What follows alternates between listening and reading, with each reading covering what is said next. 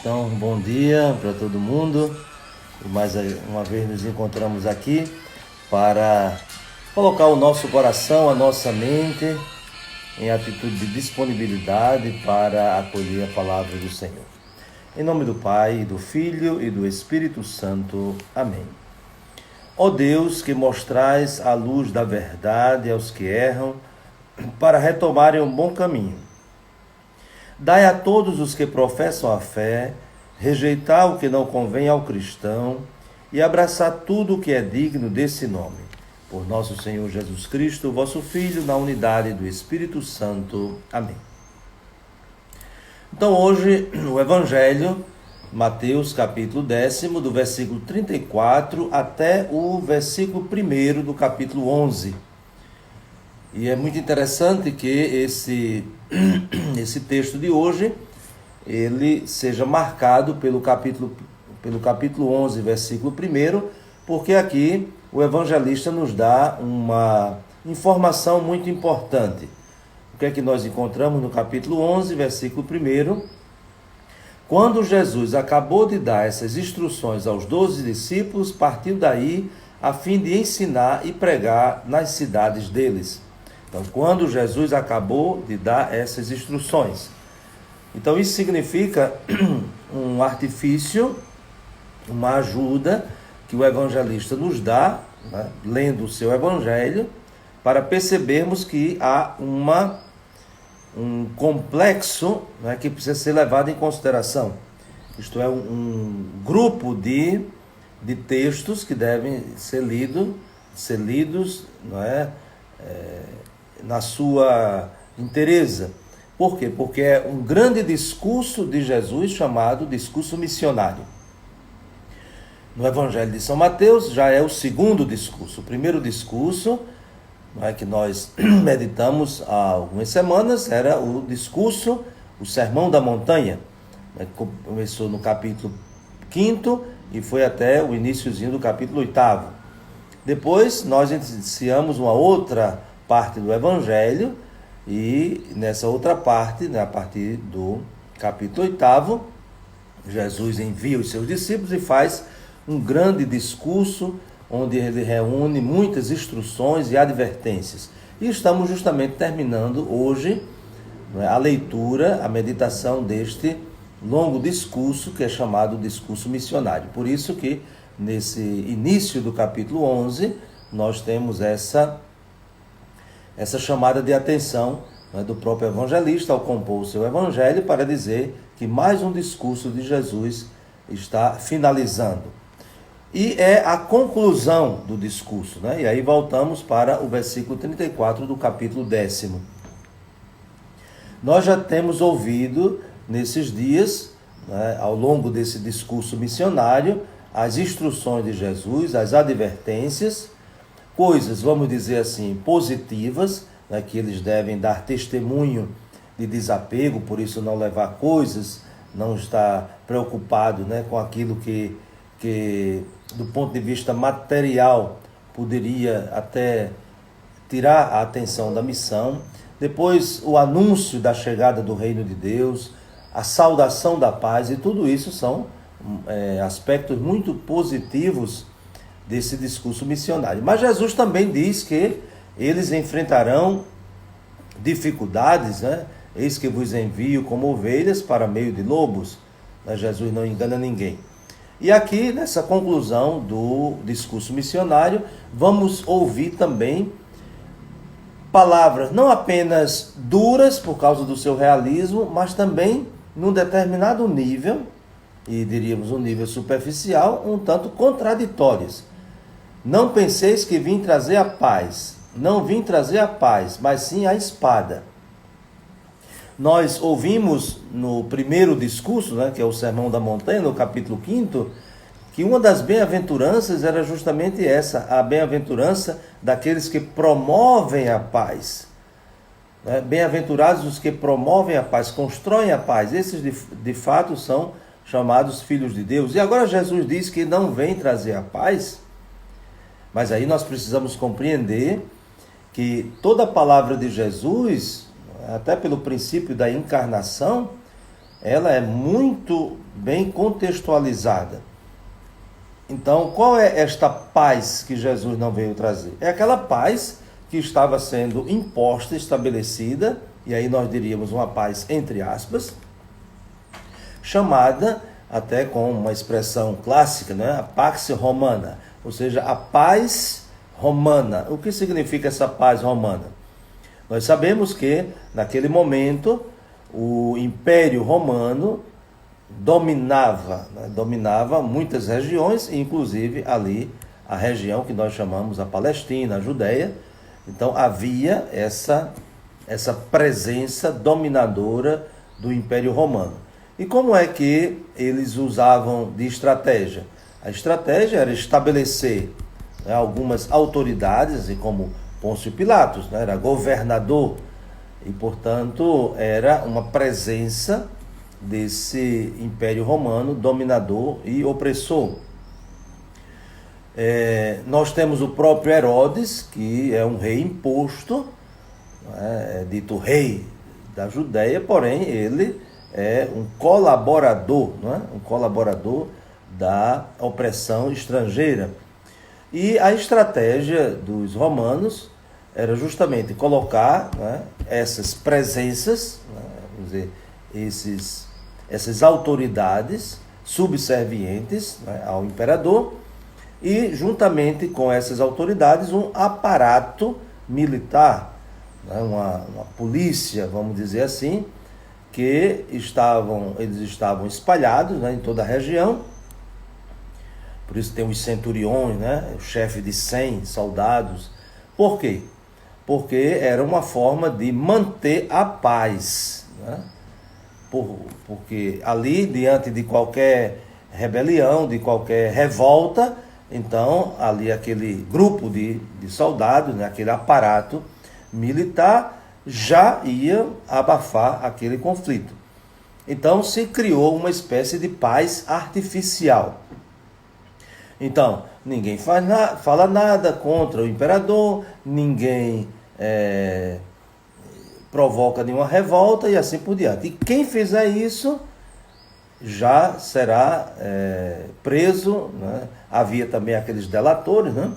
Por isso que nós vamos encontrar muitas vezes no Evangelho, né, os colaboracionistas, né, aqueles que colaboravam com o poder estrangeiro, sempre de olho em Jesus para pegá-lo em alguma palavra e assim poder denunciá-lo. Claro que era por causa da inveja. Então é esta paz que Jesus não veio trazer. Por isso que ele diz, eu não vim trazer a paz à terra.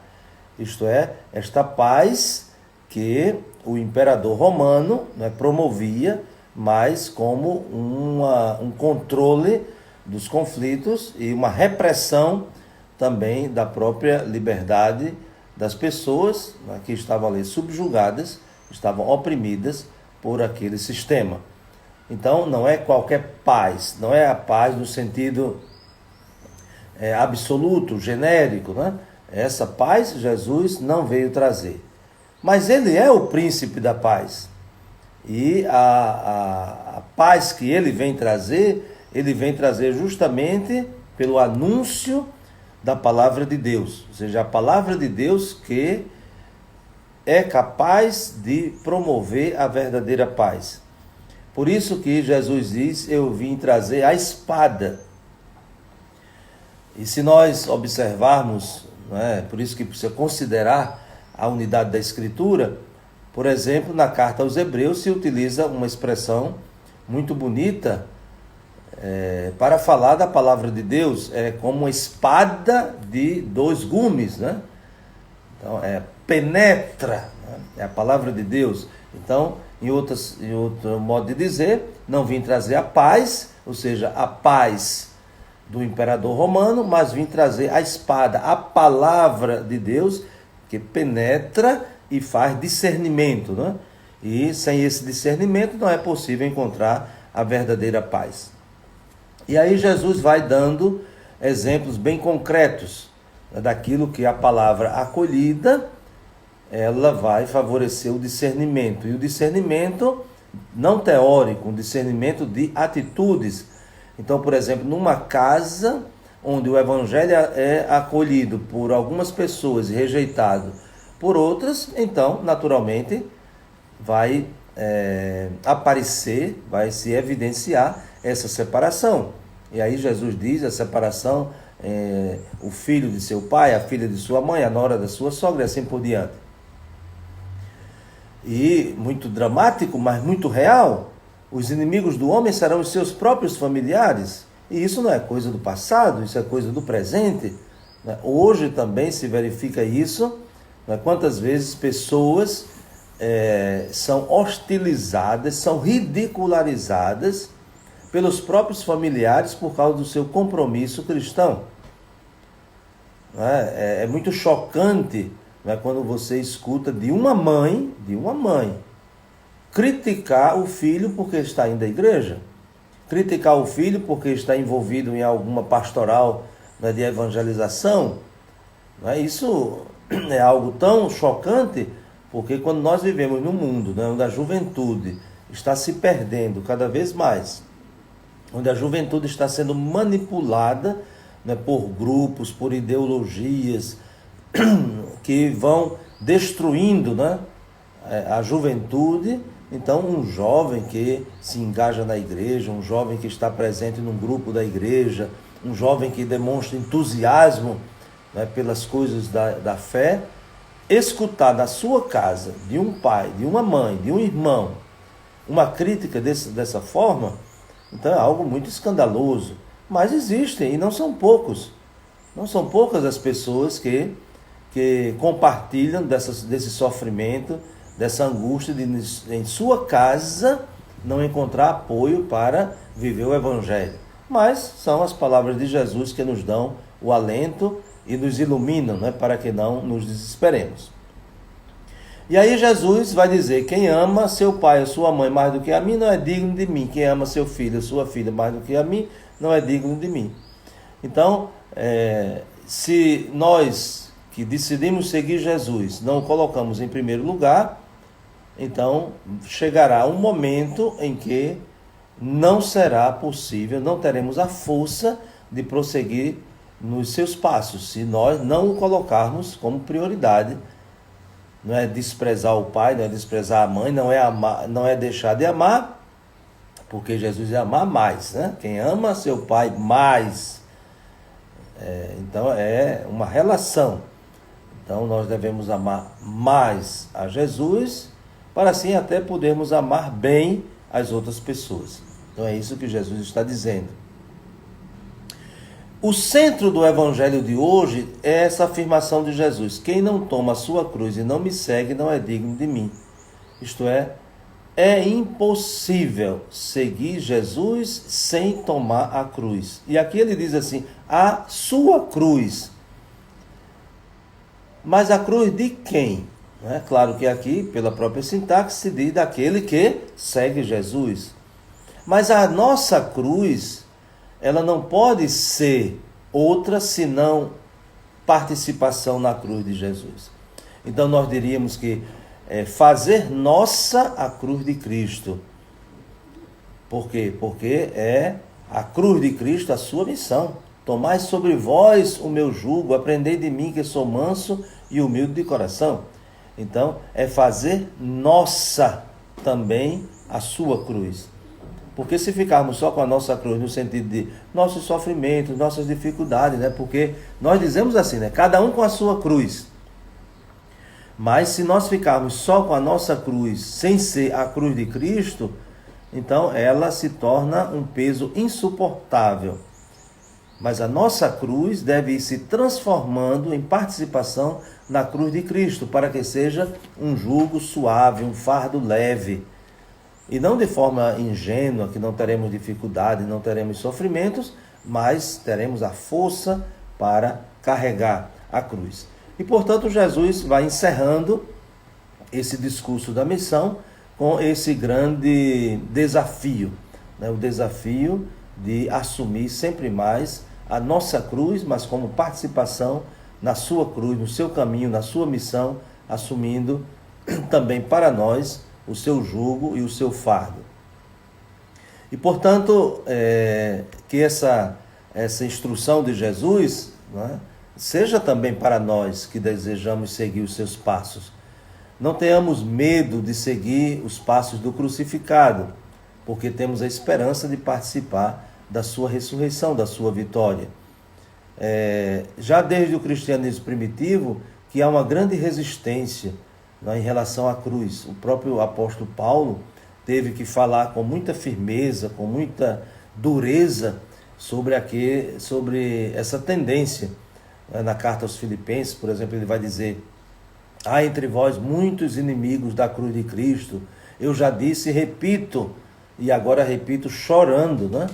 Então, diante dessa rejeição da cruz de Cristo. Na carta aos Coríntios, primeira carta, ele vai dizer que não anunciará outra coisa senão o Cristo e o Cristo crucificado. Os próprios evangelhos apresentam Jesus ressuscitado com as marcas da sua cruz.